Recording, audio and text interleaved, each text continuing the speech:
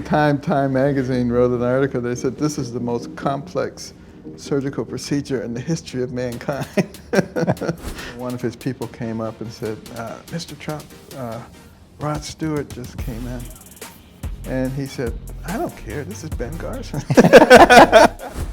My wife didn't like it too much because we had to take several takes with Eva Mendes pushing me, and she didn't like that. In the first several months, for every new regulation, we got rid of 22. Wow, wow. We got rid of more than 2,000 regulations and sub-regulations at HUD alone.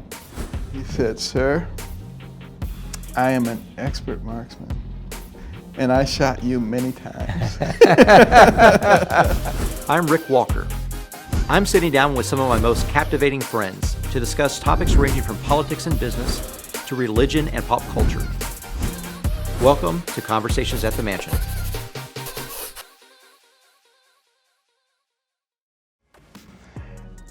Dr. Ben Carson, welcome to Conversations at the Mansion. Thank you. I'm delighted to be here with you. Well, I always like to start off because from the public's perspective, we see this huge amount of success. We see the 29 years of chief of pediatric neurosurgery at Johns Hopkins. We see the 4 years as secretary of HUD. We see the bestsellers. We see the 60 honorary doctorates. We see all this massive amounts of success. But we want to know, what is Ben Carson like behind scenes when you're with your family, when you're with your friends, when you're with your community of faith? Well, you know, first of all, I have to tell you that the center of my being is my faith. That's really been responsible for getting me through everything. You know, I think back to the time when I was 9 years old, sitting on the ghetto steps in Boston. My parents had been divorced. We had moved from Detroit to Boston.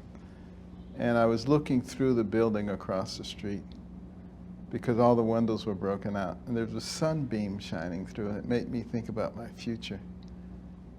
And I remember thinking it was very unlikely that I would live to be beyond 20 or 25 years. Wow. Because that's what I saw around me. You know, my two favorite cousins were killed at young ages. And it just seemed like that was going to be the life you'd lead.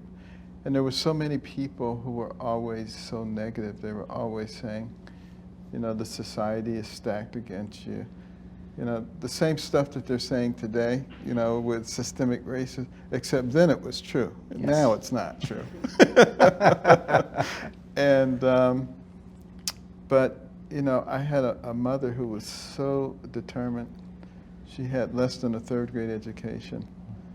And, you know, came from a huge rural family, got married at age 13, discovered that her husband was a bigamist years later, and of course they got divorced. But there she was trying to raise us by herself, and obviously we had no place to live, and that's how we ended up in Boston with her older sister and brother-in-law, a typical tenement there. But, you know, she wanted something better for us, and she worked very hard, 2-3 jobs at a time, getting up, leaving the house at 5 in the morning, getting back after midnight. Wow. She wasn't enamored of the ideal of welfare, and she wanted to be able to do things herself. And after a couple of years, we were able to move back to Detroit, still in a multifamily dwelling in a horrible area, but nevertheless, she was independent. Yes. And she was just terrified that both my brother and myself were terrible students because we lived right at the railroad tracks. The railroad tracks sort of separated the black area from the white area, and we lived just across on the white area, so we went to the white school. And the teachers really didn't expect you to do very well, so, you know, that was just like normal. Yeah, you know, I was just a horrible student, and that's the way it was supposed to be. But she wasn't accepting that at all. And she was actually, even though she had less than a third grade education, she was very wise. And, you know, she was cleaning the homes of wealthy people, and she was observing them. She was. And she was saying, you know, I think the reason these people do so well is because they read a lot and they study. And so she came home and imposed that on me and my brother. We were not happy campers at all. You guys were watching TV all day. No, we were having a good time, you know. And all of a sudden she says, you know, you can only watch 2 or 3 TV programs pre-selected during the week. And with all that spare time, you're going to have to read 2 books apiece from the Detroit Public Library and submit to me a written book report. Every week or every month? Every week. Wow. Every week. And, you know, if it had been today's world, we would have called social services. They would have carried her away in handcuffs. But, you know, there we were. And, you know, I didn't like it very much in the beginning, but after a while, I actually started to enjoy reading books because it was much more entertaining than television. Well, first of all, you're looking at words all the time, so you learn how to spell. Yes. And then you have to put those words together, so you learn grammar and syntax. And then you have to take those sentences and make them the concept, so you use your imagination. And that's much more entertaining than watching what somebody else imagines. Certainly. And, you know, the important thing is I started reading about scientists and explorers and entrepreneurs and surgeons. And I started thinking, as I read all of their stories, that the person who has the most to do with what happens to you is you. It's not some circumstance, it's not somebody else, it's not some obstacle that somebody puts up. It's how you face those obstacles. And do you let those obstacles become a barrier and an excuse for failure? Or do you let that obstacle become a hurdle which strengthens you every time you jump over one? I chose the latter. And, you know, within a year and a half, I went from the bottom of the class to the top of the class, much to the consternation of all those students who used to laugh and call me dummy. Now they were coming to me asking me how to solve the problems. And I would say, sit at my feet, youngster, while I instruct you. I was probably a little obnoxious, but it sure felt good to say that to those turkeys. But, you know, I had a complete revolution in the way that I thought. And the same thing happened with my brother, exactly the same thing. And, you know, I went to Yale University, Warner Scholarship. You know, I only applied to one college because I only had enough money to apply to one college. And my favorite TV show was a show called GE College Bowl. Okay. It came on every Sunday, and they pitted 2 colleges against each other, 4 contestants on each one. And they would ask questions about science and math and history, and I was really good at all this stuff. But they would also ask questions about classical music and classical art. And there was no way you were going to learn that stuff, you know, in Southwest Detroit. But, you know, I made an executive decision. I started going down to the Detroit Institute of Arts day after day, week after week, month after month, roaming through those galleries until I knew every painting, who painted them, when they were born, when they died, what period it represented, always listening to my portable radio, Bach, Telemann, Yes. Mozart. Kids in Detroit thought I was nuts, you know, a black kid in Motown listening to Mozart, you know. I tried to convince them that Motown meant Mozart, but nobody was buying it. But, you know, it gave me a tremendous body of knowledge. And, you know, I was accepted at Yale. I said I was going to apply to the college that won the grand championship in College Bowl that year, and the grand championship was between Harvard and Yale. And Yale just demolished Harvard, so I didn't want to go to school with a bunch of dummies, so I applied to Yale, and they accepted me. And, but I wanted to be on College Bowl. But the year I went there was the year College Bowl went off the air. But, you know, it was sort of a traumatic experience, though, because, you know, I was used to just studying a half an hour before a test and getting an A. So I wasn't that diligent a student, quite frankly. And interestingly enough, I was not doing well, as you might imagine. Yes. I came to the end of that first semester, and I was failing freshman chemistry.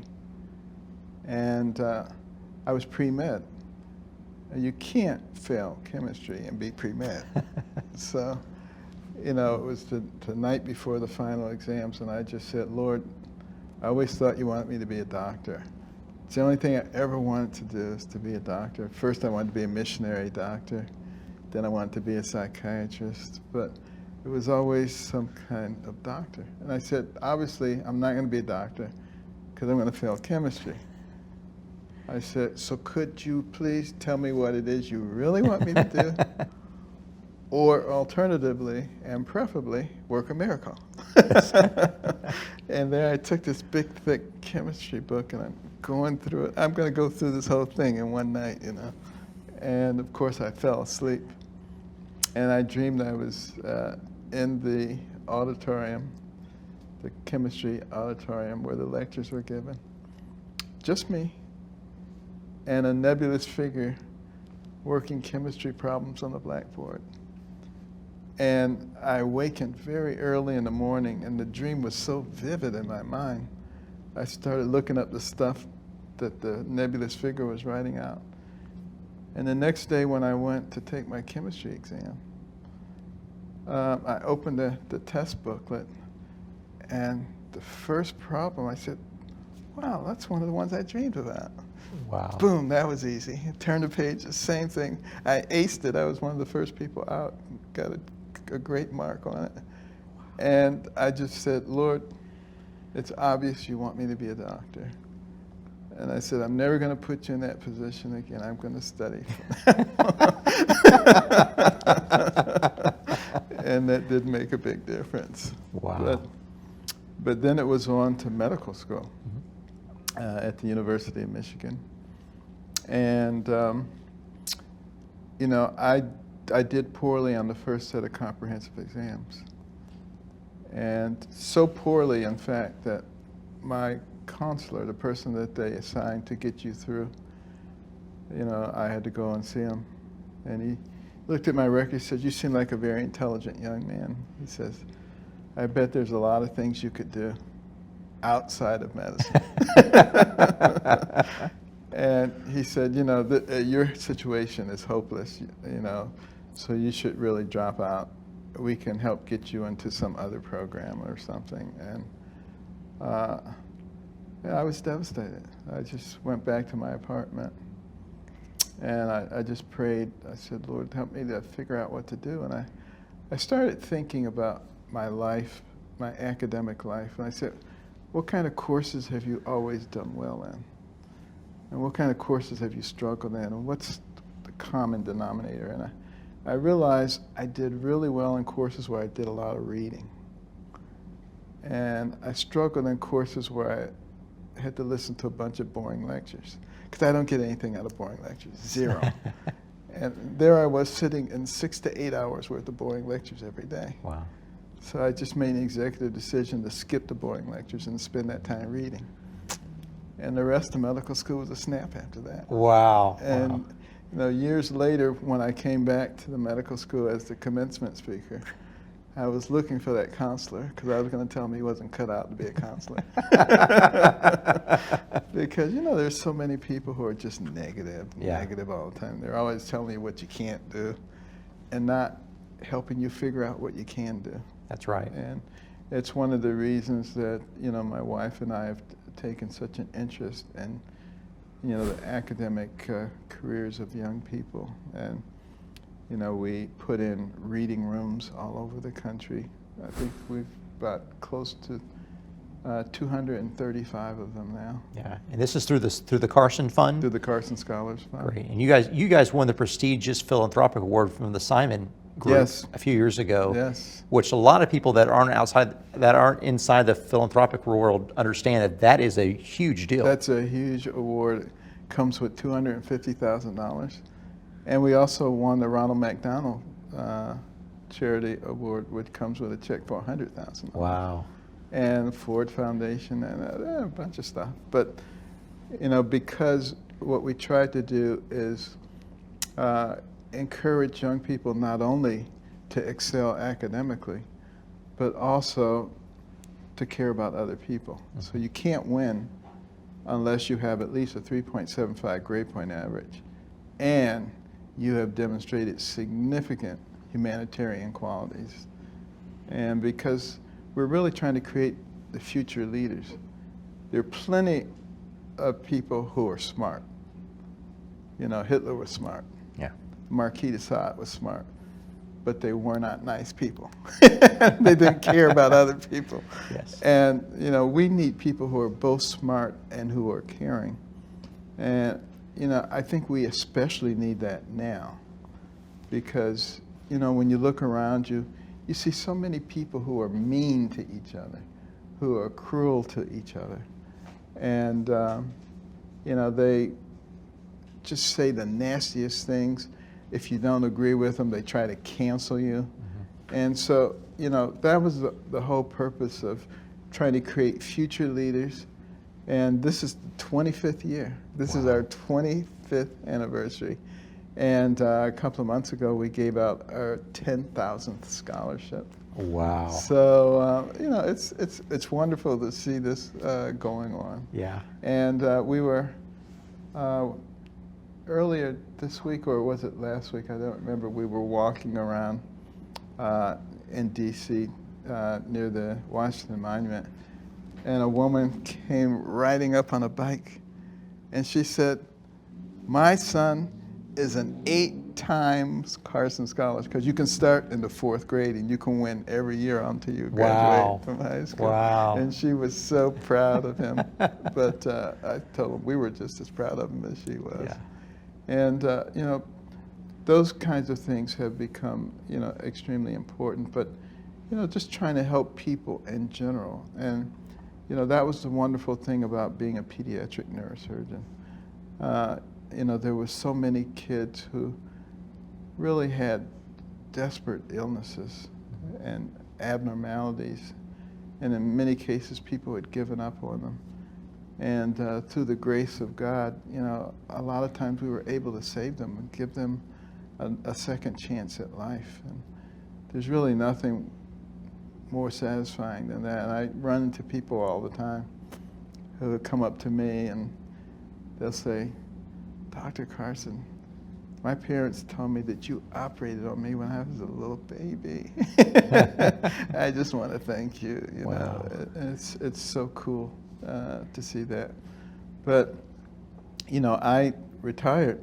Yeah. Some people think early, but someone told me that neurosurgeons died early, and I didn't believe that.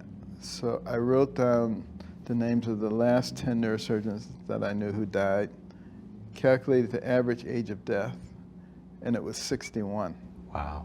So I just said, when I turn 61, I'm going to retire if I'm still alive.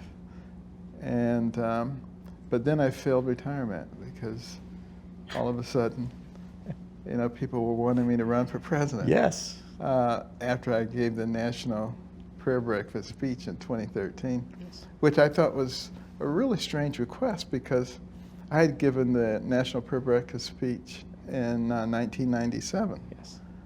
And I wasn't aware that anyone ever did it twice. But some research demonstrated that there was one person who did it twice, and that was Billy Graham. Wow. And I said, well, that's pretty good company. That is. I said, Lord, I don't know what you want me to say. And I really didn't know right up until the morning of the speech, which made everybody very nervous because they wanted to know what I was going to say. Yes. But after that speech, you know, everybody was saying, you got to run for president. And I was saying, don't get out of my face. Don't be ridiculous. Why would I run for president? But they just kept saying it everywhere I went. You got to run for president. Run, Ben, run rallies. Every place I went, people with placards. And, you know, I said, this is ridiculous. If I keep ignoring them, they'll go away. But they didn't. They got louder. I had over 500,000 petitions in my office to run for president. Wow. Could barely get in the office. And finally, I just said, Lord, you know, I don't want to run for president. I said, I don't have any of the things that people who run for president have, a Rolodex with all the important names, a big war chest of money, an organization. I said, so you know, it would really be impractical for me unless you provide all that stuff. Yeah. Next thing I knew, I had an organization that they were raising more money than the RNC every month. It was just incredible what was going on. You came out of the gate and you were pulling one or two almost immediately. It seemed like it was very, very quick. Well, right after the first debate, Yeah. when people really started to get to know me, which is why I was always saying, why don't you guys ask me a question? Yes. But, you know, it all worked out. You know, I discovered that philosophically I was very similar to President Trump. Personality-wise, we were very different, but philosophically, same ideals, particularly about what to do to stimulate the economy and get things going again, and how a rising tide floats all boats. You don't have to necessarily pick this group or that group, just fix it so that it helps everybody, Yes. and that's the way to do things. And then, you know, ending up as Secretary of Housing and Urban Development, which was an area that I chose because I was very interested in what was happening with the poor in our country and how that dependency was being encouraged by the system that we had. For instance, you know, if you're getting a housing subsidy and you get a raise, you make more money, you have to report that immediately so your rent can go up. Or if you bring somebody into your household who's making money, you have to report that so your rent can go up. Not particularly conducive to family development. And, you know, I was very impressed by the Brookings Institute and their study on poverty. They did a massive study on poverty, which concluded that it was relatively easy for people not to live in poverty. There are certain things they had to do. Finish high school, get married, get a job, and wait till you're married to have children. If you do those things, you have less than a 2% chance of living in poverty. That's right. You don't care what color you are. That's the Ron Haskins success sequence. Yeah, yeah, Exactly. yeah. And, you know, why were our policies not taking those things into consideration? And in many cases, moving in exactly the opposite direction. And then we wonder why we have increasing poverty, or why we haven't won the war on poverty since it was declared and more than $19 trillion spent. And so we started enacting programs that would change that. And, you know, opportunity zones, getting people to invest unrealized capital gains in neglected areas, economically neglected areas. Some people were saying, well, you guys are just trying to find ways for rich people to get richer. You don't really care about the poor people. But the fact of the matter is, rich people are going to get richer anyway. They're going to invest their money somewhere anyway. If you can encourage them to invest it in the areas that are economically neglected, that's a win-win situation. Yeah. And, you know, when the analysis was done, and it was shown how many jobs were created and how many people were lifted out of poverty, you know, a lot of that criticism began to wane away. That's right. That's right. And then, you know, we started the Foster Youth to Independence program because foster youth were just coming out of foster care, and, you know, a lot of them were ending up homeless because they didn't have a support system. Can you imagine being 18 years old and then all of a sudden you're out there on the street? And so, you know, that was pretty awful. Yeah. And then the Envision centers, where there are a lot of services that already exist to help people, but they're scattered all over the place. Bring them all under one roof, coordinate them, along with the federal and state programs. And then it makes it much easier for that woman who doesn't have her GED but has 3 little kids, come and find out how she can get child care, how she can get her GED, how she can get further training, so that she can become independent and begin to teach that to her children, so you can break those cycles of poverty. You know, all of the problems that we have, I really think are solvable with a little bit of logic and common sense, take the politics out of it. That's right, that's right. Your Senate testimony, going into that, I was trying to reason how it is a pediatric neurosurgeon was going to run this massive organization, HUD. Mm-hmm. But your Senate testimony made it very, very clear of the tie-ins, the implications, the correlations between good housing, affordable housing, children's education, and health. And health. And if you run it correctly, the housing administration costs would eventually be paid for by the increases in educational quality, the learning competency, and also the health benefits, it seemed like. Right, but it seems, what I learned very quickly is that there is a segment of Washington that really is not interested in people getting out of poverty and out of dependency. And they fight you tooth and nail when you start doing things that will get people out of those situations. So this is obviously going to be an ongoing issue.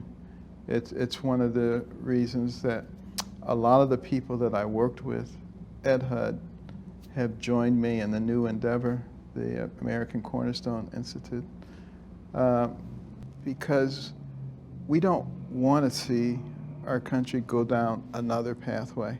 We believe that the principles that were behind the establishment of this country and what this country represents, freedom, liberty, and justice. And there are those who just don't like us, and they want us to change into some other kind of society. And those cornerstone principles are our faith, which we're unique in the sense that our founding document says that our rights and privileges come from God, not from government. And that's the way we have lived until recently, when there are those who are trying to replace God with government. Yes. And you give government all the power, they take care of you from cradle to grave, except it never works because they always run out of money. That's been the case as socialism and communism have been tried throughout the world. And I don't think we're going to show that it's any different here. Yes. And then also, your faith teaches you how to react to other people, to love your neighbor, not to cancel your neighbor or to hate your neighbor. And then the next cornerstone is liberty.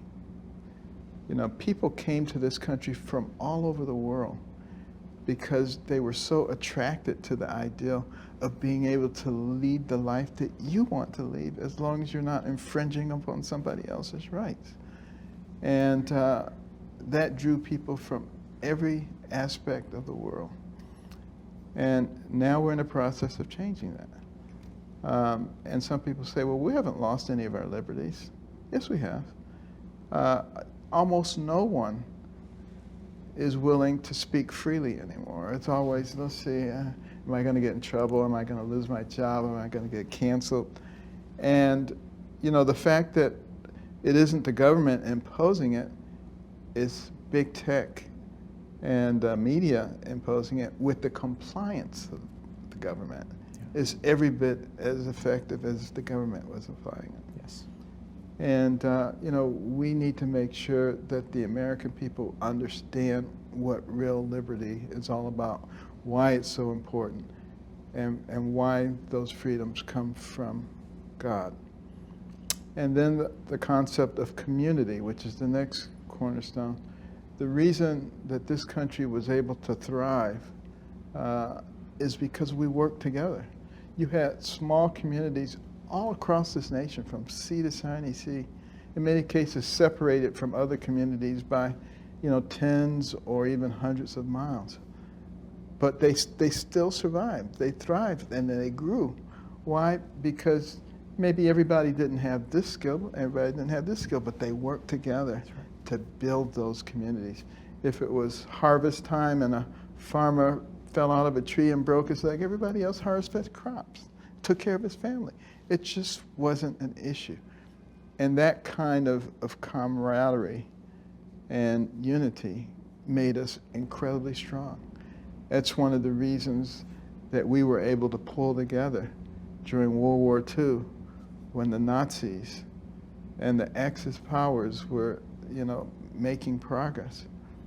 But it was the Americans.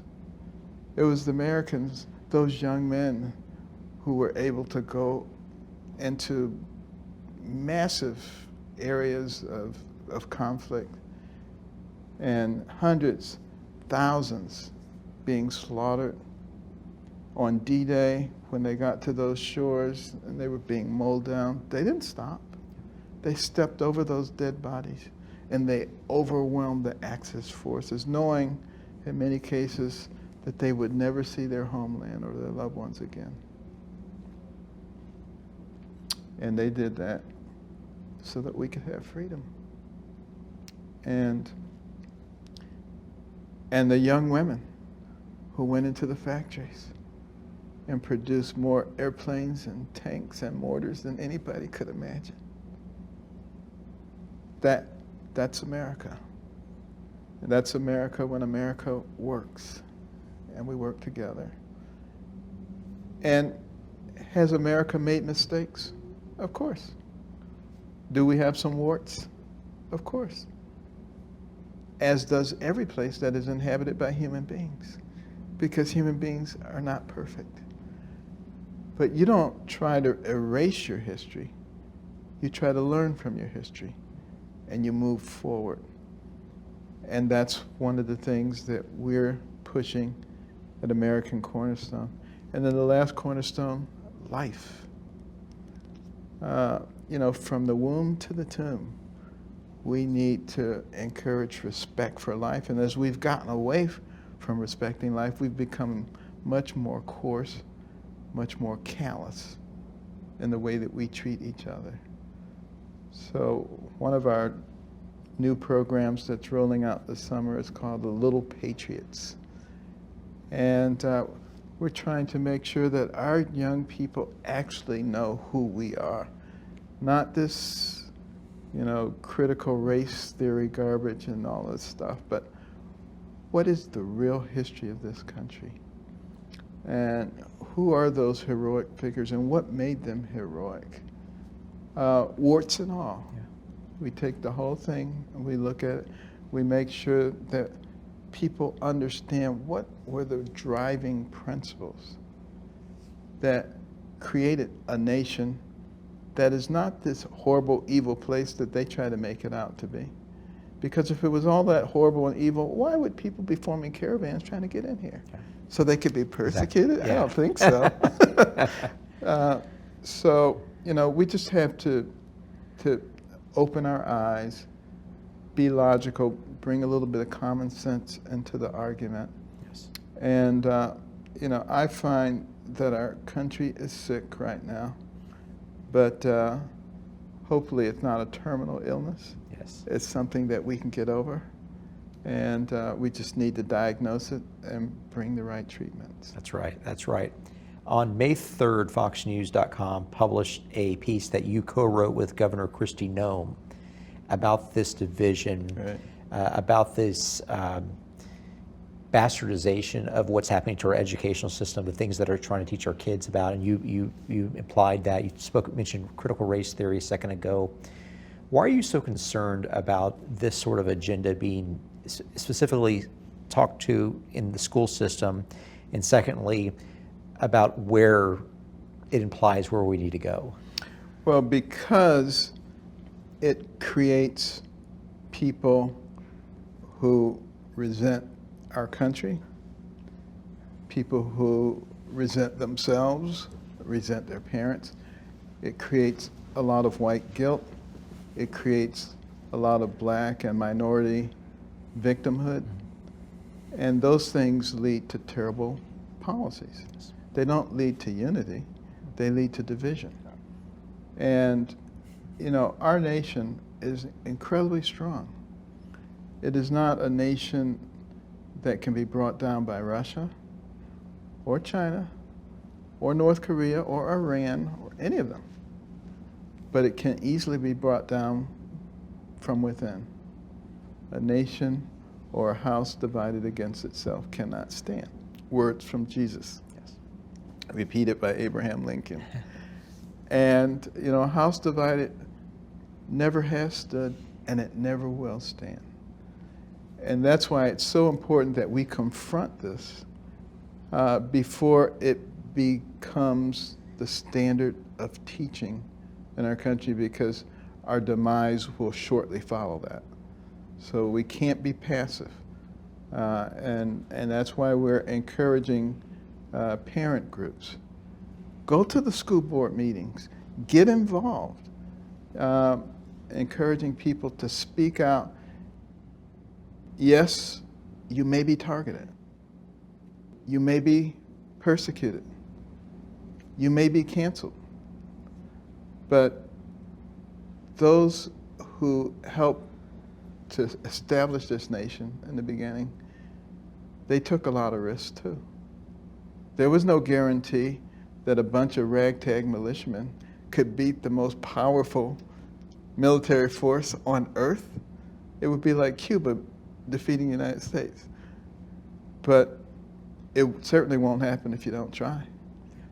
And, you cannot be the land of the free if you're not the home of the brave. You have to be willing to stand up for what you believe in. And you think about Francis Scott Key, who was on that British frigate.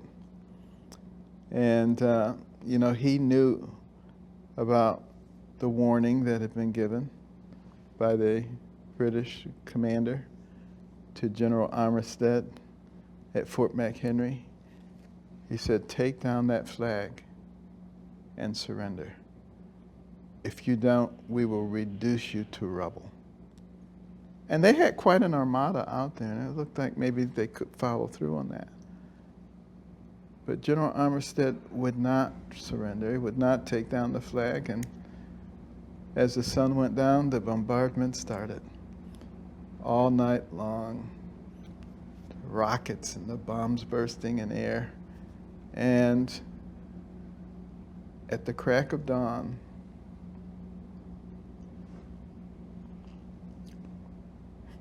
it's hard to tell the story. But he went out there and he looked. The flag was still flying. Torn and tattered, but still flying. And later on, they discovered bodies of men at the base of that flag as they tried to hold it up. So, that's who we are. That's America. When God decided to make Americans, he said, I want people with a little bit of panache. I want people that are risk takers. I want people that know how to love. Yeah. And so I think just like he created Adam at the very beginning, he created Americans. And it's such a beautiful way to live your life. It is. With taking risks. And I see that in you as well. Only the very few people would dare to run for president of the United States. Only the very few would attempt to take the most complex and complicated organism in the entire universe, the human brain, and take two of those and the interwoven connections of them and try to flesh all that out, and also try to keep the most sophisticated organism, two of them, alive simultaneously. Yeah. And I see that Americanism in you, that assertion that God challenges us to take on risks that are unfathomable. He does, and it requires courage to do that. And that's what I'm trying to get the average American to understand. We have something that is at risk right now, and that is freedom. Not only freedom for Americans, but freedom for the world. Because we're the first superpower that has not tried to dominate everybody else. And if we go off the scene, that will change. People don't remember, or people who don't know history don't realize what the world was like before the United States became a great power, with all of these despotic leaders running around crushing anybody they could and taking their resources and dominating their people. And it will go back to that again.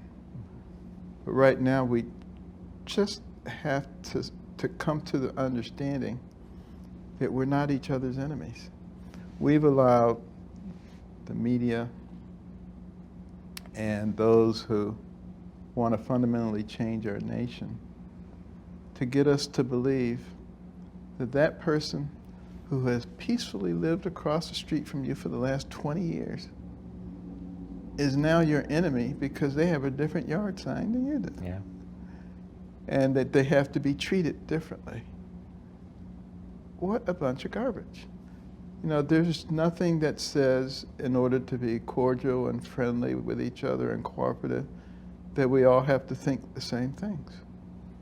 In fact, I always say if two people believe the same thing about everything, one of them isn't necessary. And you know, how boring would the world be if everybody right. thought the same way that you did? And you know, I say the same thing about, you know, racial diversity. I mean, who would want to go to the National Zoo if every animal was a Thompson's gazelle? Yeah. Or to the National Aquarium if every fish was a goldfish? Who would want a bouquet of flowers if they were all identical? And who would want to get up in the morning if everybody looked exactly like you? That's right. In many cases, it would be a national disaster. So, you know, we should be happy that God gave us variety.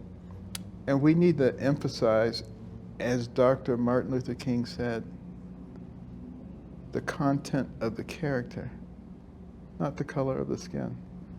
You know, superficial characteristics over which people have no control is absolutely the wrong thing to judge somebody on. Mm-hmm. But things that they can control, that's a different story. That's right. That's one of the biggest insults, I believe, of critical race theories. It takes away the agency. It takes the agency away from the white person by implying that they're automatically racist because of that. Right. It takes the agency away from the African American that's the way they're being perceived, and their actions and their behaviors mean nothing. Right. And when you stop and think about it, you know, that's antithetical to logical thinking. You know, what do animals do?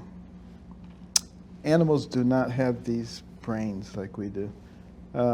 Anybody who's done animal dissections and have also seen the human brain knows that the really big difference is that humans have these very large developed frontal lobes. And that's where you do rational thought processing.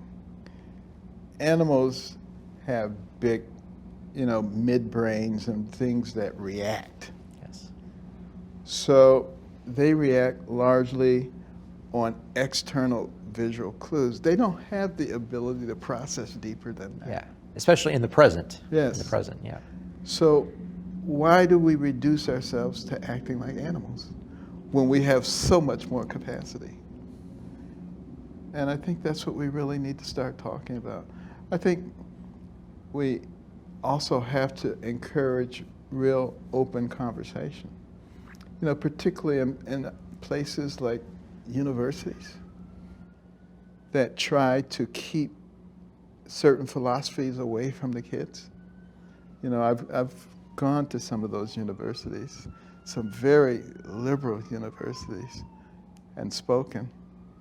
And generally the reaction when I get done, standing ovation, everybody wants photographs, everybody wants autographs. But they don't get to hear that. They just to hear one side of the story. And I think that's one of the reasons that they try to keep logical people off of the campus, because they only want to feed the students one line. Yes. That's the irony of the left this thought process, right? Because when we talk about evolution, they want to say science is superior to Christianity, for instance. But whenever we're talking about the critical race theory, and we point out that, for instance, whenever you account for things like educational work skills, math skills, verbal skills, and you look at African American women compared to white women, you'll see that African American women earn 7% more per hour than white women do when you normalize it for that. Right. But they don't want to hear about statistical sampling in that case. No, of course not. Everything has to serve their narrative. You know, you look at the things that happened last summer, George Floyd and all the other things that happened. They try to make it seem like that's an everyday occurrence or even an every week occurrence. It's not. These are things that are way off the end of the bell curve. Yes. But they go and they take each one of them and they magnify them and try to say, this is why we have systemic racism. And they will never admit that there's been any progress whatsoever in race relations in this country. Yeah. And yet, you know, I've lived in this country my entire life, except for 1 year I lived overseas. I've seen enormous change since the time when I was a little kid. You know, now, you know, you see black CEOs of Fortune 500 companies, black admirals and generals, university presidents of prestigious Ivy League universities. I mean, it's really pretty absurd to sit there and say that things have not changed. And people to actually believe that, they've changed enormously. Does it mean that we've reached nirvana? No, it doesn't. Does it mean we still need to pay attention and continue to move forward? Of course we do. But that's the nature of progress and civilization. That's right. That's right. One of the solutions to the perceived inequality in specifically the poverty levels has come from UCLA. Specifically, there's a lady there by the name of Cheryl Lewis, who is a professor in their law school, that espouses this idea of a Department of Anti-Racism, the DOA, that would essentially be a fourth branch of the government that would be filled with appointees that would have enforcement powers over not only the federal government, but also the state, the local government, and also private citizens. So it would essentially do away with federalism. It would do away with a lot of your amendments, specifically your First Amendment rights to free speech. And it would essentially set up an Orwellian society where you have speech police. And I can't imagine that something like that would be better than the trajectory that we have right now, where you were the most powerful African American in America the last 4 years. Obama was the most powerful African American member the previous 8 years. And it seems like problem solved already, but they want to make an even bigger potential problem. Well, they need to create friction. They need to create chaos in order to justify changing the system. And also, they need to create victimhood in lots of different areas. So they drive wedges between us based on race, based on income, zip code, religion, age, virtually any demographic they can find. They want to drive wedges to divide the population, and then to take each of those divisions and try to make them think that they are their savior. Yes. And ultimately, they want complete control, complete power, domination over people's lives. And I don't think, quite frankly, that most Americans buy it. But because the media gets to do the broadcasting, they tend to emphasize only what they want to emphasize. So it tries to look like the majority of people believe the way that they do, and that's not the case. And that's why it's so important for people to stop cowering in the corner and hoping no one calls them a racist or some other epithet. Yes. I'm very uncomfortable speaking about it. It's right, and white men have been very uncomfortable speaking about it because of cancel culture. Exactly. And so it's tough to solve a problem that you can't speak about. And that's going to have to change. Yes. And the more people who start speaking about, the better. Mm-hmm. And the media, I'm hoping and praying that they will actually come to understand. Maybe they'll read history and recognize that when the communists and the socialists come to power, the first thing they do is control the media. Yes. Maybe they will realize that before it's too late. I don't know. Yes. But, I actually am optimistic, which is why, I'm out there doing all of these things. It would be much easier to retire and put my feet up and play golf and enjoy life. But I really don't think that I could enjoy it. Yes. Knowing what awaited the next generations of Americans. You spent your entire life so far helping the next generation, helping kids, whether it's as a pediatric neurosurgeon or in HUD, all the work you've done to help kids have affordable housing, to better their education, the Carson Scholarship Fund. What is your philosophy of a quality education as one of the 5 tenets of the American Cornerstone Institute?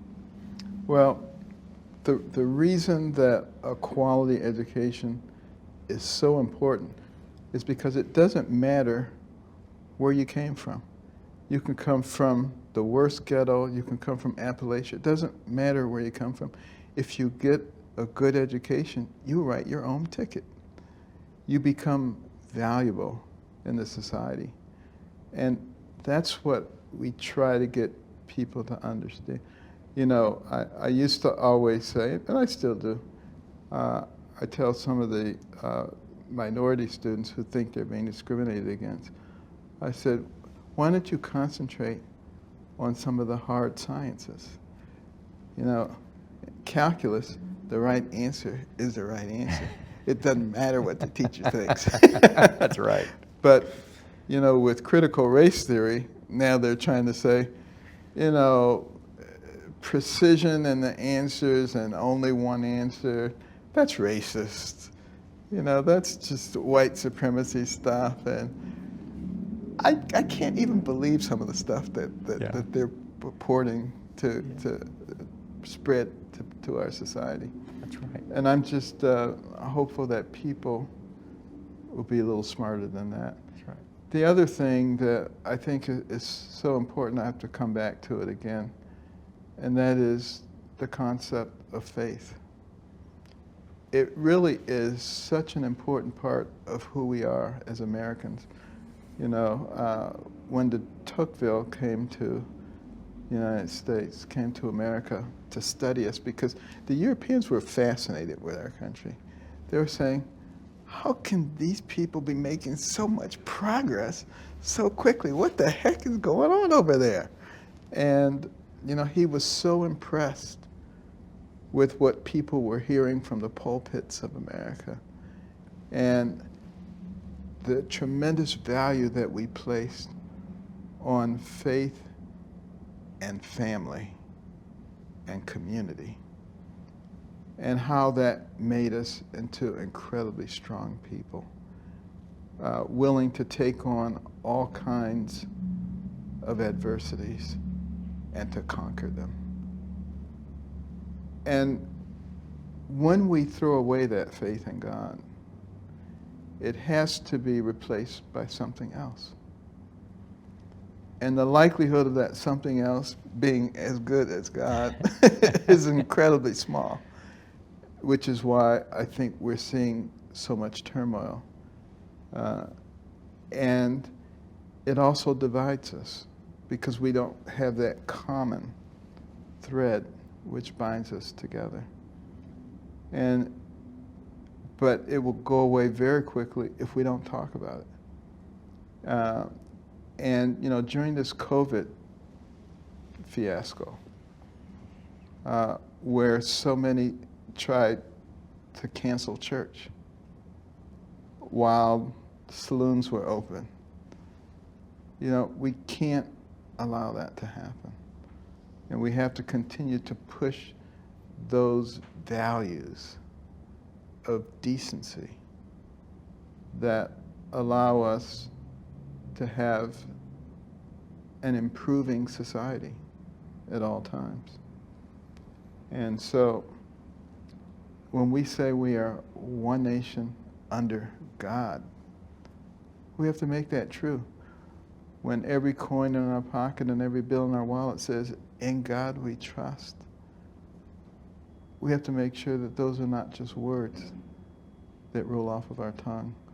When we look at the Declaration of Independence, our founding document, and it tells us that our unalienable rights are given to us by our Creator, aka God, and what that has meant to us.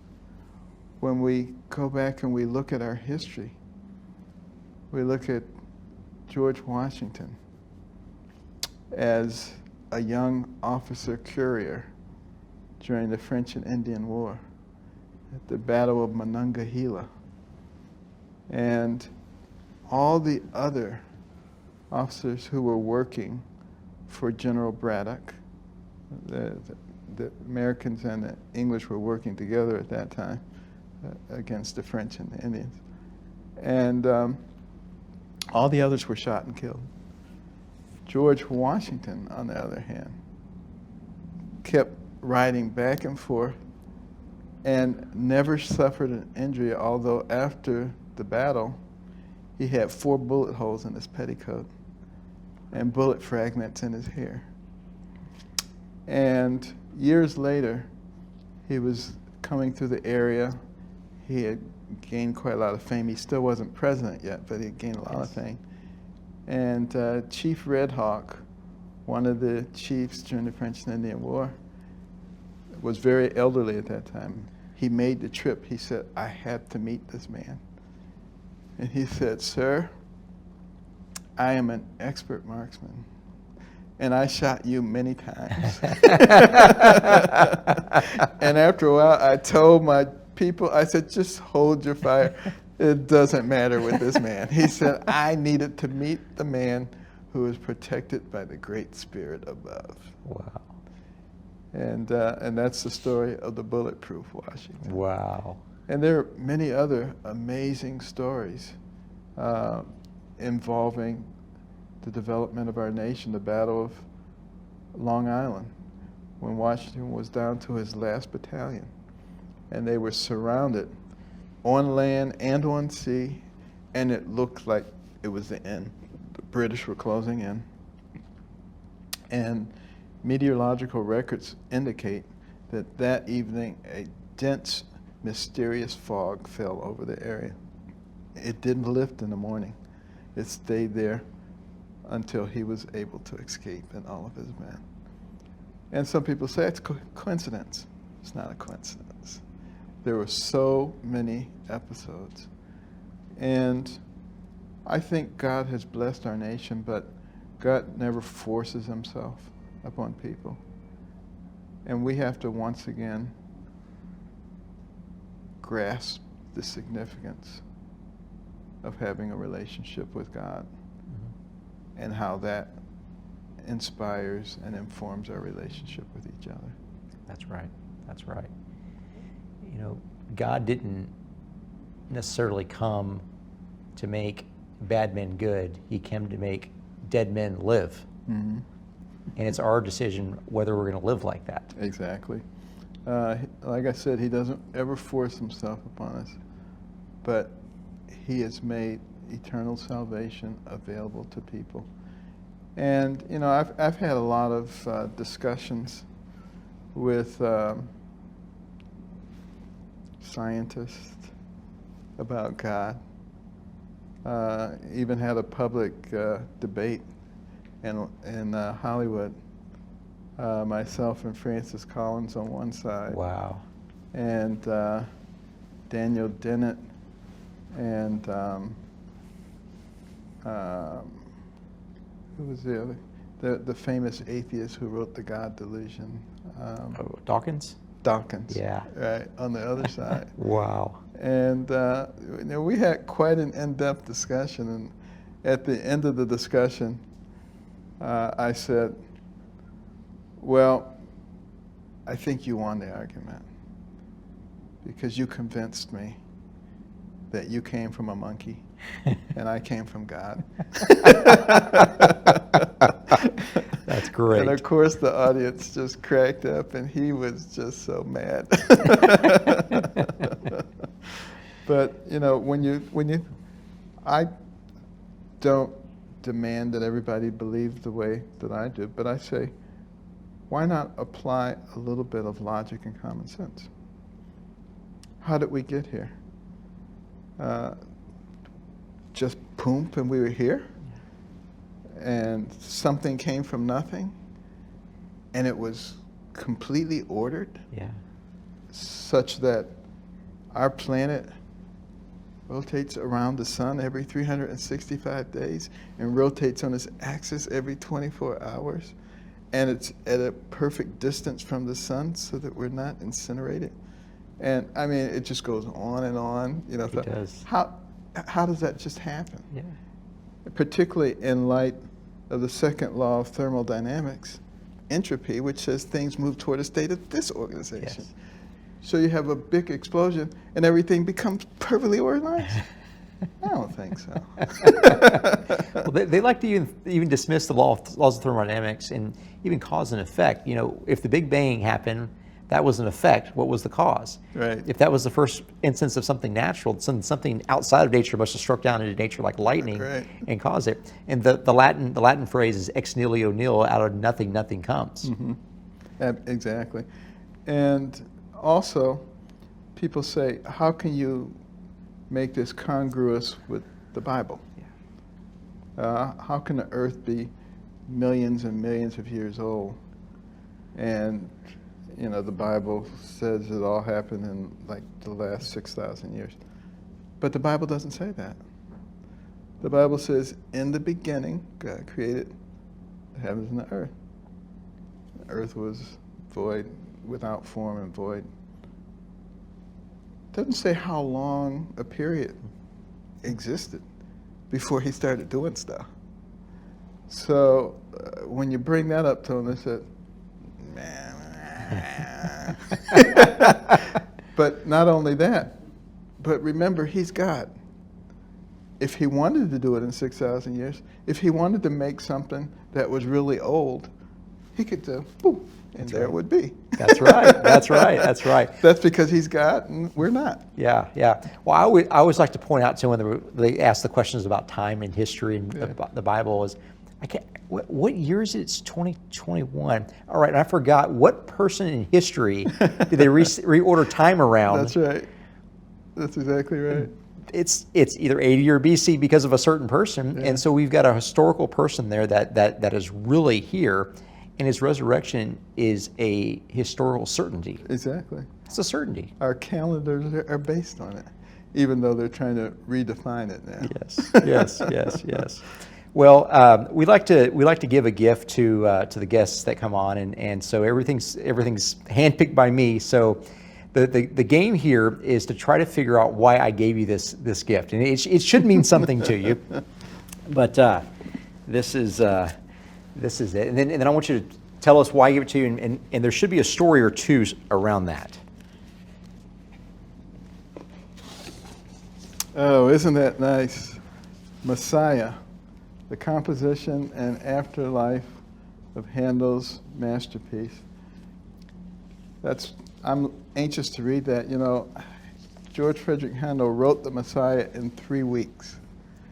One of the most well-known masterpieces to mankind.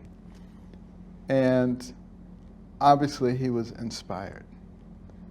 And he used verses from the beginning to the end of the Bible to tell the whole story of why we have a Messiah. And it's a piece that has great meaning to me. and to my wife, who happens to be a violinist, who loves to play the score. And, you know, I've sung in the choirs, she sung in the choirs, she plays music, I listen to it.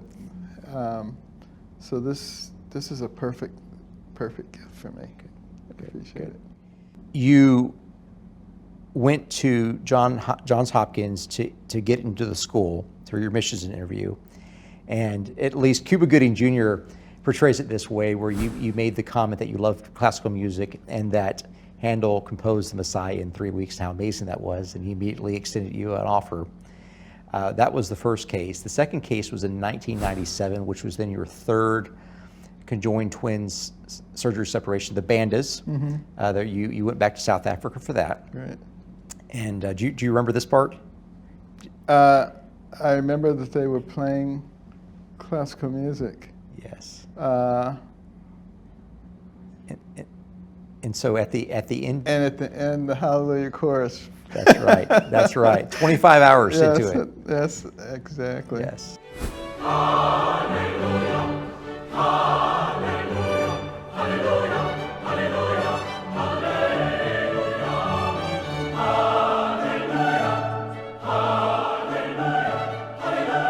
hallelujah, hallelujah. Yeah, I hadn't thought about that for a little while, but yes. Yeah. Well, that was an amazing thing. Everybody was like, had goosebumps. Yes, yes, yes. And as a former trumpet player, you'll enjoy this, that in Handel's Messiah, he uses the trumpets. Obviously, the trumpets signifying the Bible, the coming of Christ, and also the rebirth as new types of citizens, new types of bodies. And he uses the trumpets like that, so much so that Handel wanted the trumpets in the first third, it was broken up into 3 parts. Handel wanted the trumpets off stage. He only wrote it for 2 trumpets, not for 3 trumpets, because he just wanted the trumpets just to be a little bit of an echo of what was coming. And finally, in the Hallelujah chorus, you get the great piccolo trumpet Right. portion there, and then you get the trumpet throughout the duration of the third movement. And then in the beginning of the third movement, the trumpet shall sound. That's right. Yeah. That's right. Well, perfect. Thank you for that. You're very welcome. I appreciate You're very it. welcome. So just a Okay. fun little thing there. You have a storied movie history, showbiz history, which, by the way, I think that your cameo in Stuck on You was by far the funniest, especially the scene in the waiting room speaking to the girlfriends of the Right. of the patients.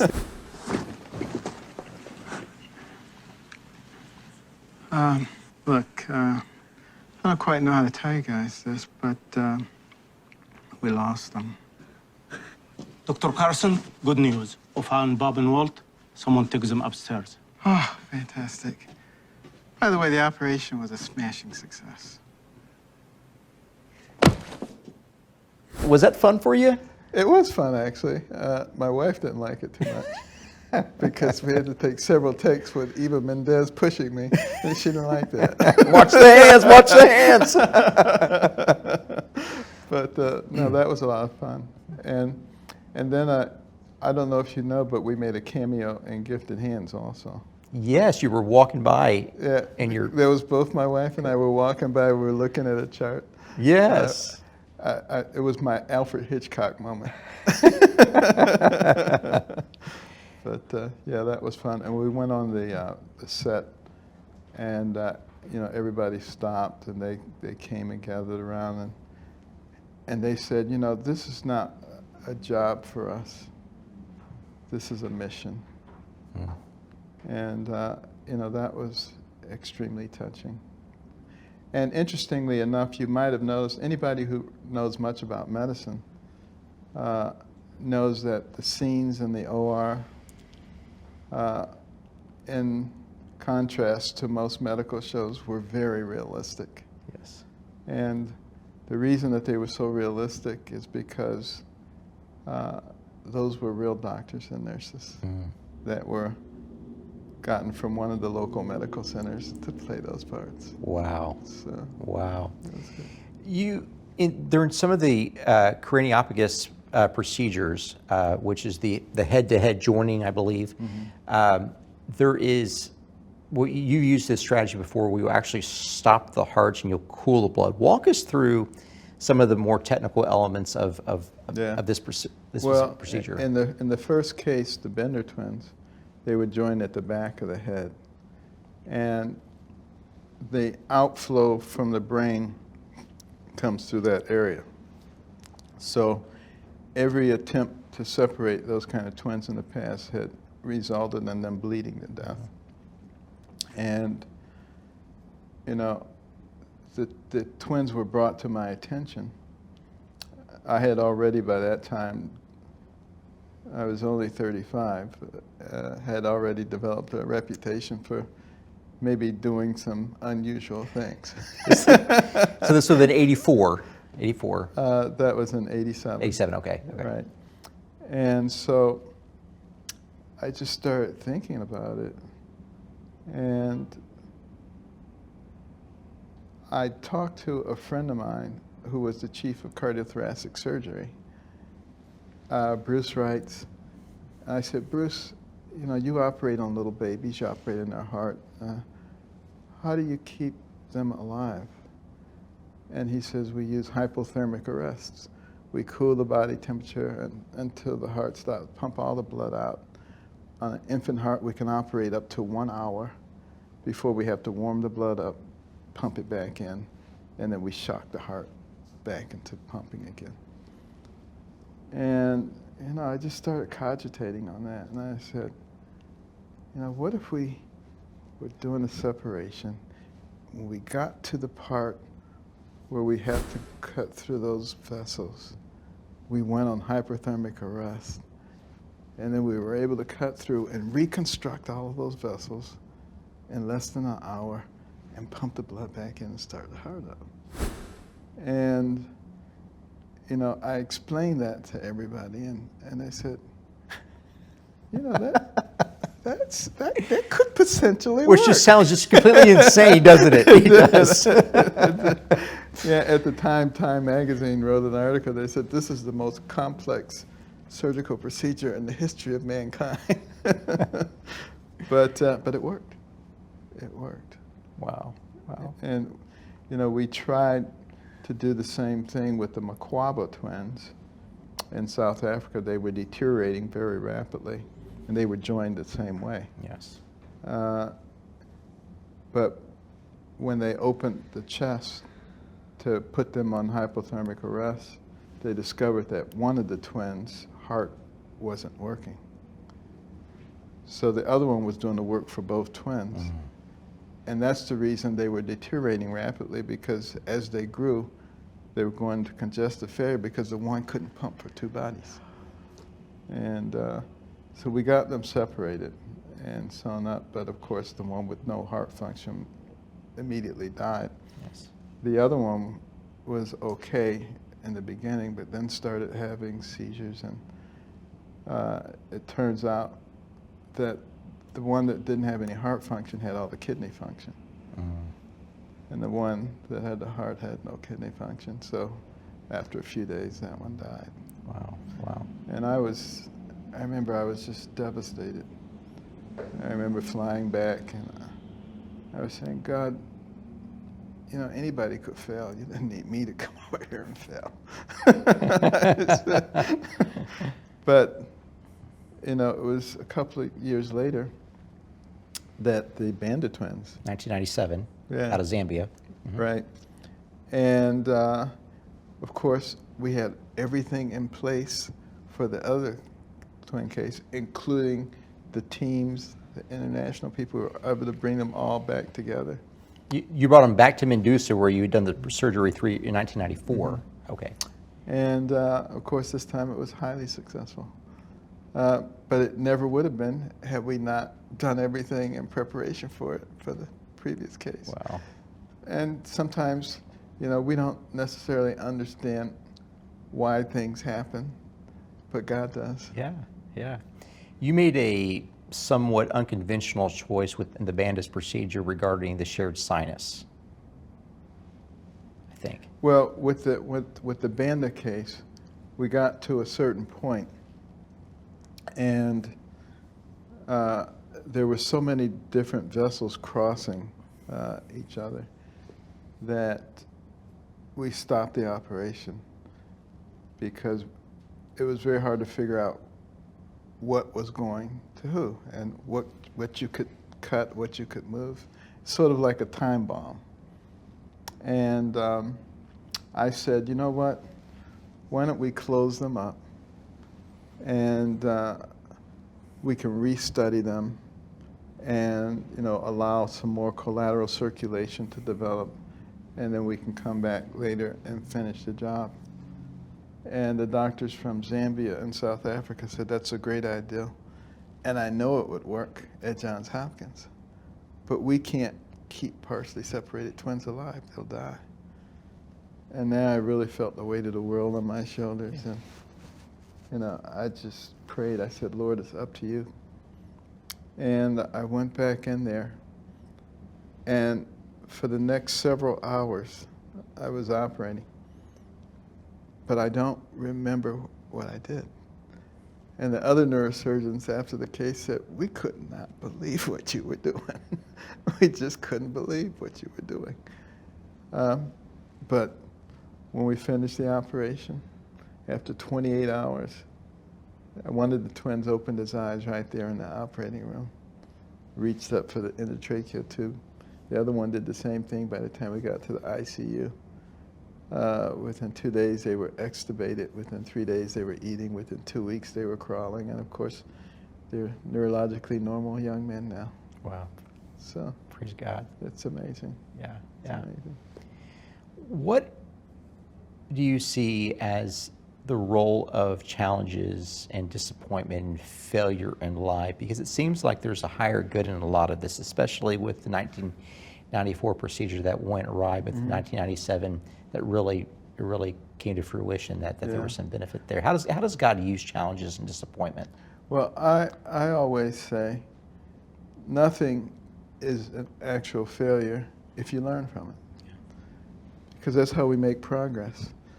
In academic medicine, it's very important when you're doing experiments, particularly in the laboratory, to notate the results, to write an article about it, whether it's successful or not.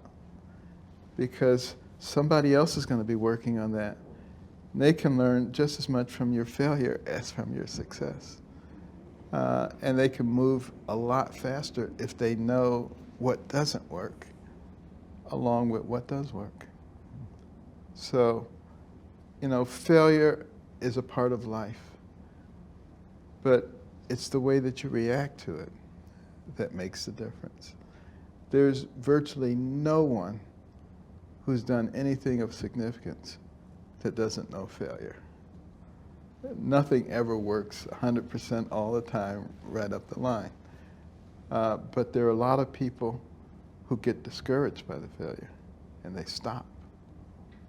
And you talk to Elon Musk, you talk to Steve Jobs, you talk to any of these people, they will tell you about massive failures and great disappointment and discouragement. But you keep going. That's right. It's almost that God called you to run for president. He didn't tell you you would win. He told you to run. That's right. And, when I think about it and I dissect it, I developed, an enormous following during that. And when I dropped out, they were all very disappointed. And people kept sending money even after I dropped out. I could, please stop sending me money. But when I threw my support to Trump, there were a lot of people said, no, we can't. But we convinced them to go with him. Yeah. Because if that hadn't happened at the rate that things were going, we would have ended up with a brokered convention. Yes. And if we had a brokered convention, the other side would have won. And they would have gotten 3 Supreme Court picks. And I think that would have finished us off. Because what do you need to really fundamentally change a society, you have to gain control of the educational system, control of the media, and control of the judicial system. They would have had them all. Yeah. It would have been over. So we've had a little reprieve, but it doesn't mean that we can relax. And, you know, I always say this is not about Republicans and Democrats. This is about people who believe in America, the concept, the idea, and those who don't, and those who want something else. And people need to understand this is a much bigger issue than anything that we have ever faced before. This is every bit as big as the Civil War. You're one of the few people to run for president in a serious manner. You participated in 10 of the 12 Republican primary debates before Super Tuesday. You were in a room with these people for a year or so. Who were the real personalities backstage? Because you were always in the tier A. You were never in the tier B. Right. So you generally had about 10 candidates or so with you. Well, of course, Donald Trump. He was a major personality from the very beginning. Yeah. And Mike Huckabee was a very calming and logical voice in the whole thing. Other people merged and disappeared and surged. Rubio and Cruz merged. They would surge and then they would disappear, and then they would surge and then they would disappear. But they were the main ones. Jeb Bush just never quite caught on the way that he was supposed to, or at least the way they thought he was supposed to. That's right. Not sure his heart was 100% in it, in the whole thing. You know, I was, throughout the whole thing, kind of evaluating everybody and trying to figure out, when I dropped out, who I would support. So you dropped out shortly after Super Tuesday. Trump eventually wins the nomination, wins the presidency. You join, I believe you were vice chairman of the transition team, or one of the transition teams, to be able to figure out how to set up the new government, and you ended up as Secretary of HUD. Walk us through that entire process. That must have been fascinating. It was fascinating because, you know, there was such a big change that needed to occur. You know, we recognized that the government was just growing too big and too intrusive and too expensive, and that if we were going to bring about a real transition, we were going to have to massively reduce the regulatory structure that existed. I mean, there were regulations for everything to micromanage. And, you know, the whole concept of federalism was out the window.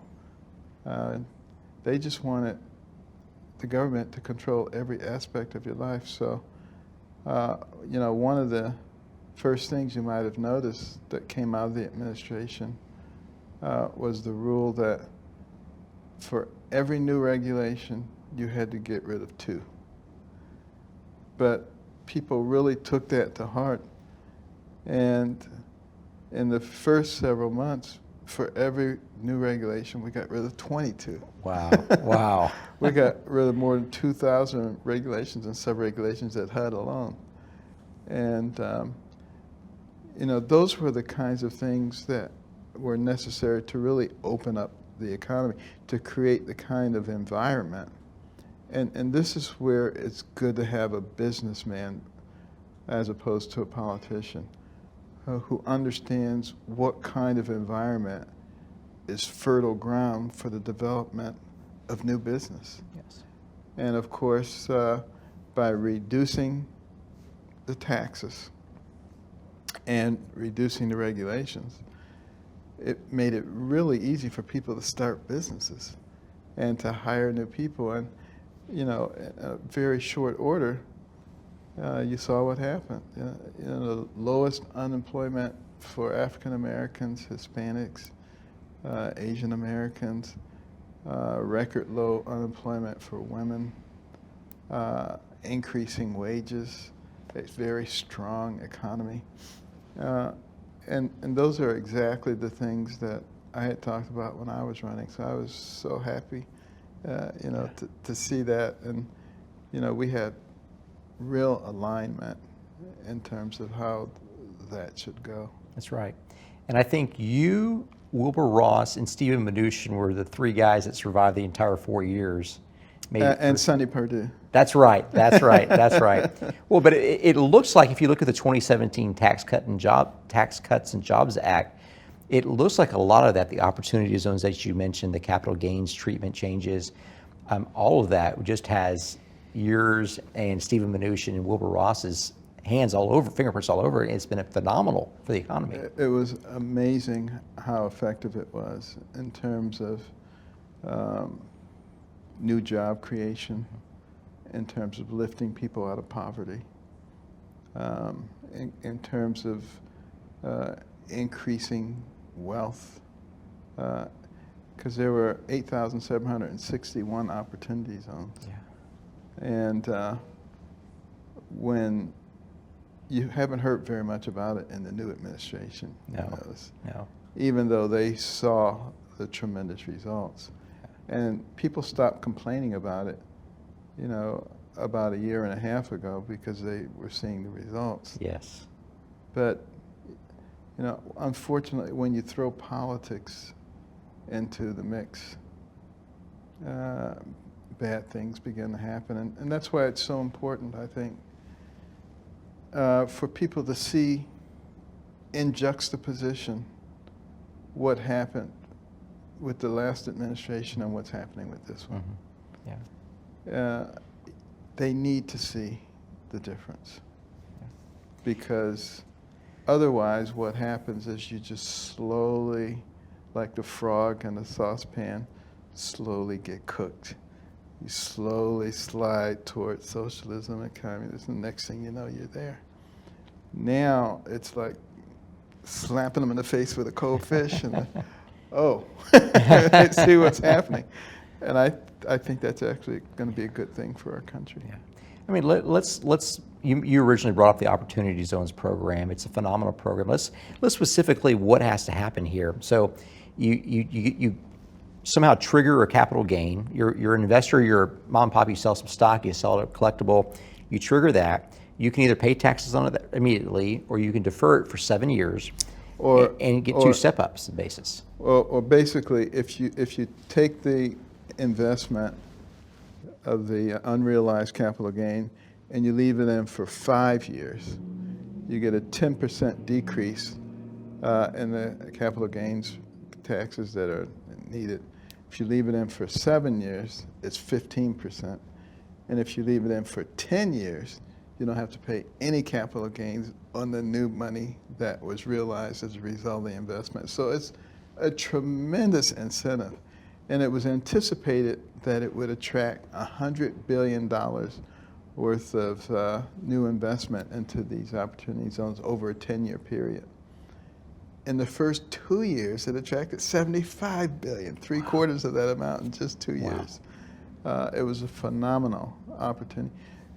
Those are the kinds of things that a federal government should be doing in order to eliminate poverty, in order to provide opportunities, you know, for the downtrodden.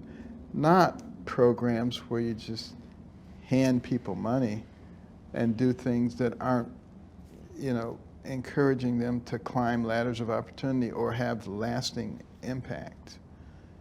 And I think that's one of the reasons that the previous president was hated so much by those who advocated for the status quo.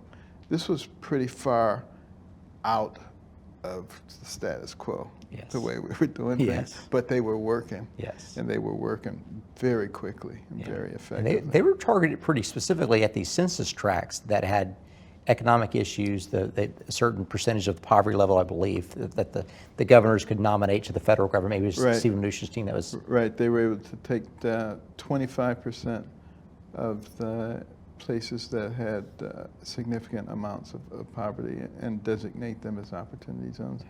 And, the plan was to, as you got these places built up, to add more and just to keep the ball rolling. Yes. Until you finally were able to, eliminate all of those kinds of blighted areas. And it was a good plan, and doesn't, mean that we're not going to be able to get back on that pathway in the future. Yeah. But I think when we do get back on that pathway, there'll be fewer skeptics because they will have been able to see what happens with the other way of doing things. Yes, yes. So you have a really unique position because you're one of the few people that work directly with Trump on a regular basis. What was that relationship like?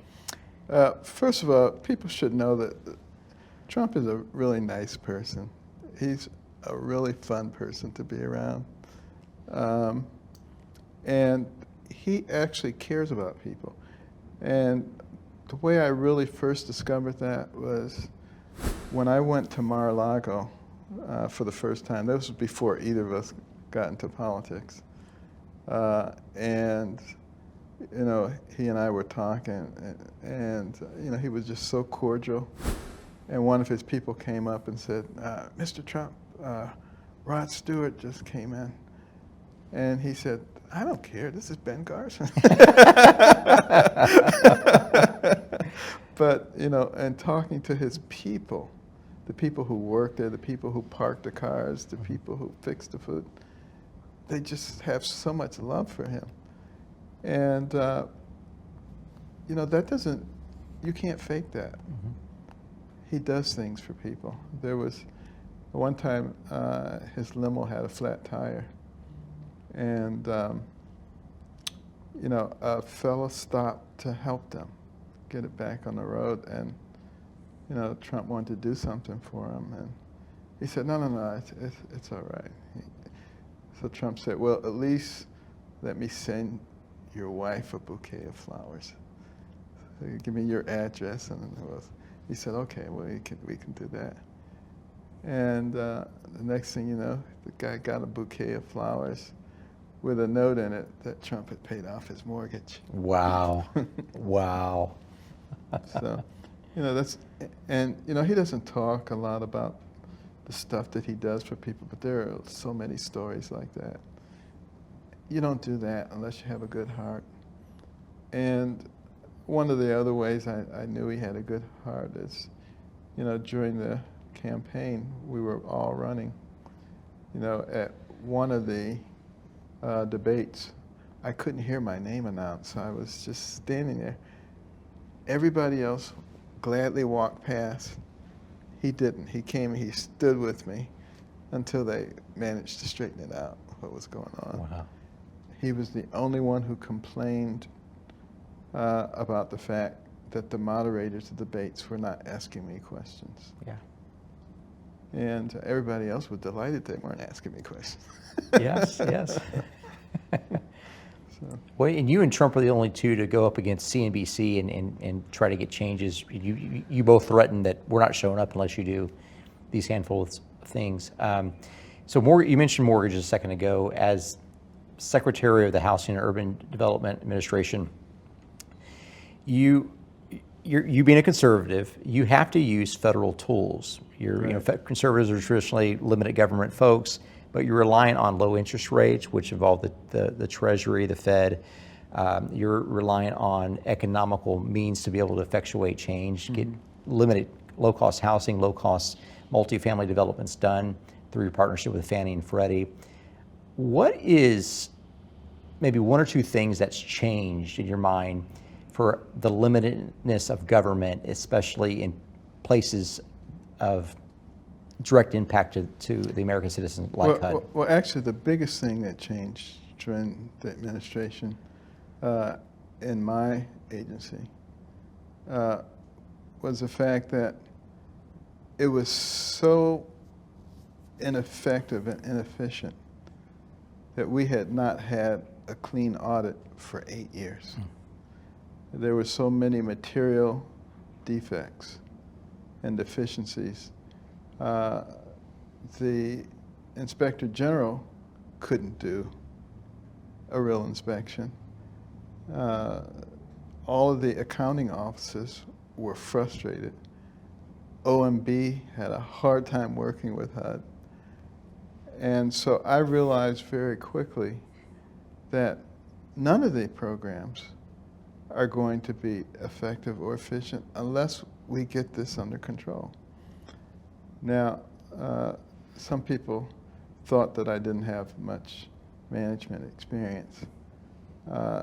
They really didn't know I had to manage my whole division very effectively with every penny. They didn't know that I spent 18 years on Kellogg's board of directors.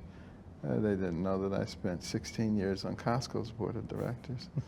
They didn't know that I had started a national nonprofit. So I had plenty of experience. And it became very apparent that we were going to have to do a major overhaul of the financial structure of HUD. And in order to do that, you were going to need not government bureaucrats, but people from the private sector who knew how to do that. So we went on an arm-twisting expedition. And we managed to get Irv Dennis, a 37-year partner with Ernst & Young, with much cajoling to come. And he was able to really completely overhaul the system and run HUD like a business instead of like a government bureaucracy. And by the time we left, it was the model of all the federal agencies in terms of how things should be run. And by doing that, we were able to improve all of our programs at FHA, at Ginnie Mae, all of our loan programs. We were able to develop a dashboard so that we could have real-time input in terms of where the money was going. And what that did was gave us the ability to give a lot more flexibility to the grantees, because we didn't have to spend all of our time running down every penny. We could see every day what was going on exactly. We were able to build into that system an alarm system so that we knew when deadlines were coming, so that we knew who to contact about a deadline and what was going on. So it improved the efficiency of the agency enormously. You saw an explosion in multifamily development over the 4 years that you were there. Very, very affordable housing, done very well, great interest rates, great lending terms. That's funded a lot by the private sector. Right. You also saw a great deal of veterans lending. I know after this, we're both going to go over to a veterans event for Helping a Hero, right, who builds houses for disabled veterans, disabled heroes. What are those sorts of programs in your mind? What role do those play in the American society, filling those gaps? Well, they play a huge role, particularly the emphasis on public-private partnerships, because you have to realize that there's a lot more money in the private sector than there is in the government. You wouldn't know that from what you've seen recently with the government spending trillions of dollars, but that's not trillions of dollars that they have. Yes. That's trillions of dollars that they're borrowing from future generations, which is going to have a very negative impact on the quality of life for people who are coming after us. Mm-hmm. I don't think people are really stopping to think about that. So what we were doing is creating the appropriate incentives for the private sector to be able to invest in some of the multifamily dwellings and converting them, like the rental assistance demonstration, the RAD program, converting hundreds of thousands of units, and making them into nice places. You know, one of the problems with the public housing of the past is that the government would come in with millions of dollars and build these big elaborate things and then move on to the next place. And there was nobody who really was taking care of these places, and they would deteriorate, and crime and prostitution and all kinds of stuff with it.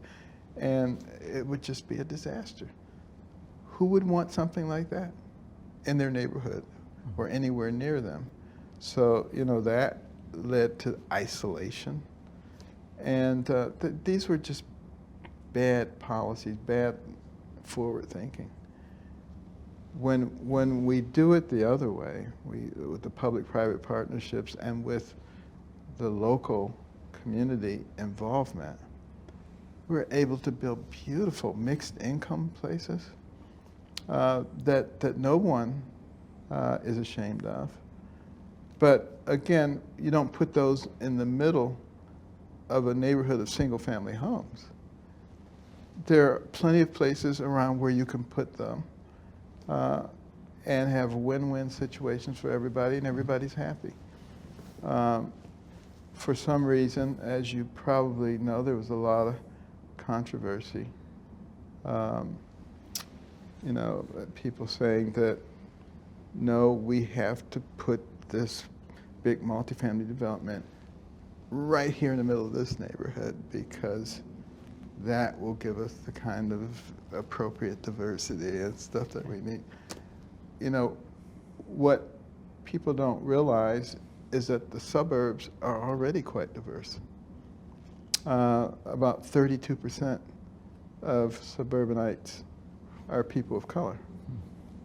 And there's been a significant movement, particularly in the African American community, into the suburbs. And you will find that those African Americans and Hispanic families that have made it out there, they're not interested also in having, you know, some multifamily development plopped down without their permission. But they have no objection to having it in an appropriate setting. You know, the kids can still go to the same schools, but, you know, neighborhoods are built in certain ways. And that should be a responsibility of local jurisdictions and the people who live there, and they ought to be the ones who can decide that. And where they have decided that, they've built beautiful neighborhoods, mixed income, mixed race neighborhoods in a beautiful setting where everybody's been happy, but let them do it themselves. Don't impose stuff upon them. And, you know, that was something that, you know, we really tried to emphasize.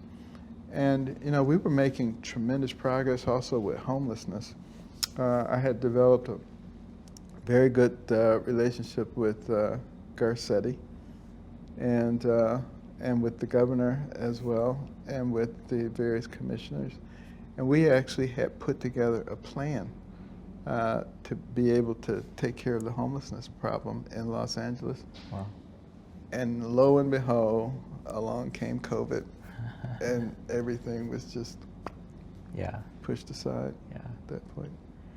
Well, Dr. Carson, we're running short on time, and as we wind down, could you share with us, first of two questions. First of all, share with us about American Cornerstone Institute, how we can stay in touch with you via that new organization, which is a 501c3 charitable organization. Correct.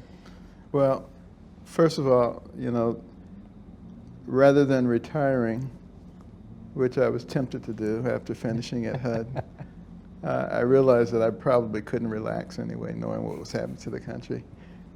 So the very people that had been working with me to transform HUD, many of them came over to work with me in developing the American Cornerstone Institute, based on the 4 cornerstones that we talked about.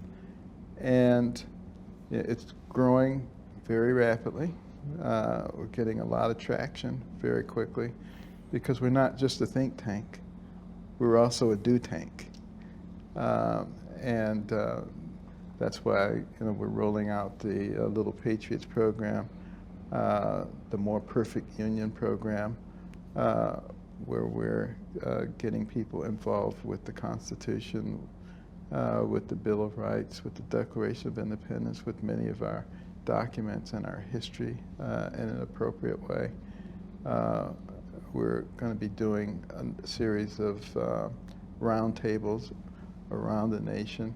We've already started doing conversations, and you can listen in on a lot of those by going to AmericanCornerstone.gov, and the web page will come up, and there are a lot of different directions that you can go. You'll also see a lot of the television interviews that I've been doing, trying to get the messages out to people in a very appropriate and timely way, but also helping people to realize that we don't have a long time to dilly-dally here. We have got to get busy if we want to save our country. That's right. That's right. To close, my 8-year-old daughter, she wants to be a doctor when she grows up. And I said, Rosie, what kind of doctor do you want to be? She said, well, I want to be a pediatric doctor because I want to help kids. I said, that's really nice of you. I'm going to go talk to Dr. Carson, who was also a kid's doctor too. And I said, well, now, Rosie, why do you want to be a pediatric doctor? She said, Dad, just common sense. If I'm a doctor for old people, they're going to die pretty soon. But kids, they've got a long lifespan ahead of them. Sort of 8-year-old. So my final question to you, Dr. Carson, is what is your greatest hope for Americans' kids? My greatest hope for our kids is that they will learn about who we really are, that they will get the true story of America, and that they will want to be a part of it, that they will recognize that we are the greatest nation that the world has ever seen for a reason. It's because of our belief systems. It's because of the way that we have learned to try to be fair, how we have learned to encourage the development of entrepreneurship and innovation in a positive direction, and that they will want to be a part of that. Not a part of tearing it down, but a part of building it up. Fantastic. Dr. Carson, thank you so much for your time. It's been a real pleasure being with you.